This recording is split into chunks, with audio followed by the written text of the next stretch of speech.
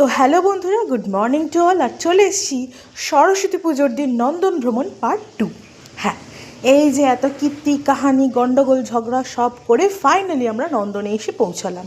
আর এখানের থিম কিন্তু তোমরা মোটামুটি সবাই জানো। এই যে আলিবাবা চার্লি স্টোর টাইপের যে থিমটা রয়েছে, গুহার মধ্যে রাখা গয়না সোনা এই সব কিছু নিয়েই একটা ছোট বাচ্চাদের অনুষ্ঠান করা হয়েছিল। সেখানে কিন্তু ফ্রি জয় সাফারিও একটা ছিল, মানে ওই খোলা জিপ গাড়ি করে ছোটো ছোটো বাচ্চাদেরকে নিয়ে পুরো নন্দন প্রাঙ্গণ ওই চত্বরটা ঘোরানো হচ্ছিল। তো আমি গেছি, আমি গিয়ে ভীষণ বোর হয়েছি, কারণ আমার ওখানে কথা বলার তেমন কেউ ছিল না। প্রত্যেক বছরই তাই হয়, তবে হ্যাঁ, বাড়িতে বসে বোর হওয়ার থেকে এরকম একটা সুন্দর অ্যাম্বিয়েন্সে বসে বোর হওয়াটা যথেষ্ট ওয়ার্থ ইট। তো যাই হোক, রেডি হয়ে বেরিয়ে পড়লাম। দাদামণি থেকে ওর অনেক বন্ধুকেই পেয়েছে, ওরা ওর মতো ঘুরছিল, আমি আমার মতন করে এই যে একটু টুকটুক করে ভিডিও ক্লিপ নিচ্ছিলাম। ফটো লাস্টে দাদামণি তুলে দিয়েছিল, তবে খুব ভালো করে ফটো তোলা হয়নি, কারণ একদম বেরোনোর শেষ মুহূর্তে যেহেতু ফটো তুলতে বেরিয়েছিলাম আমরা। তার আগে দাদামণিরা বসে একটু গল্প টল্প করছিল। এই যে আমরা সবাই মিলে এখন আড্ডা দিচ্ছি। তারপরে আমরা এই যে এখান থেকে এখন বেরোবো একটু খাওয়া দাওয়া করার জন্য। ওখানে গিয়ে, ওখানে তো জানোই ওখানে একটা ফেমাস ক্যান্টিন রয়েছে। আর ওখানে একটা মজার বিষয় হলো, আমরা ওখানে গিয়ে কিন্তু অনেক ভালো ভালো সেলিব্রিটিদের সাথে দেখা পেয়েছিলাম, বাট কারোর সাথে ফটো তুলিনি, কারণ ওরকম অসভ্যের মতো তাদের গায়ে ঝাঁপিয়ে পড়ে ফটো তুলবো করে তাদেরও সুন্দর দিনটা আমি নষ্ট করতে চাইনি। এই দেখো, এই যে ক্যান্টিনটা এসছি, সামনে সবুজ পাঞ্জাবি পরা দাদাটাকে তোমরা দেখতে পাচ্ছ, এটা কিন্তু দুর্নিবার্তা, আমার অত্যন্ত পছন্দের একজন সিঙ্গার।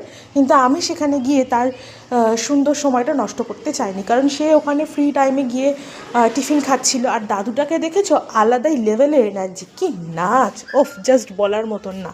মানে আমরা এই বয়সে জানে এনার্জি নিয়ে থাকি, কোমরে ব্যথা হাঁটু ব্যথা পাই নিয়ে, তার 4 গুণ এনার্জি এই দাদুর, মানে বলার মতো না। যাই হোক, এই যে এখন আমরা বেরিয়েছি রাস্তায়, আর এখানে দেখো এই যে বদমাইশি করছে সারা রাস্তা জুড়ে, এরকম নাচতে নাচতে এসছে। না, মানে নন্দন প্রাঙ্গণেই খেয়ে দিয়ে ফেরার সময় এই নাটকগুলো হচ্ছিল।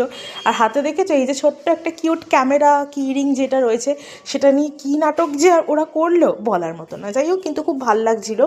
তারপরে এই যে আমি একটুখানি ক্যাথমের এখানে ভিডিও করতে এসেছিলাম, বাট বান্ধবীকে দিয়ে, মানে দাদামণির বান্ধবীকে দিয়ে এই যে আমি ভিডিওটা করিয়েছি, এটা অত্যন্ত মানে মানে খুব বাজে হয়েছে ভিডিওটা। সেটা এক তো লাইট কম ছিল, দ্বিতীয়ত যাকে দিয়ে ভিডিওটা করিয়েছি সেও ভালো করে করতে পারেনি। বাট ঠিক আছে, একদম না করার চেয়ে, মানে নাই মামার চেয়ে কানাম্মা যথেষ্ট ভালো। এই যে তাকে দিকে ক্যাট মেরে ভিডিও করেছি, এইগুলো পরে আমি শর্ট ভিডিও বানিয়ে আপলোড করব।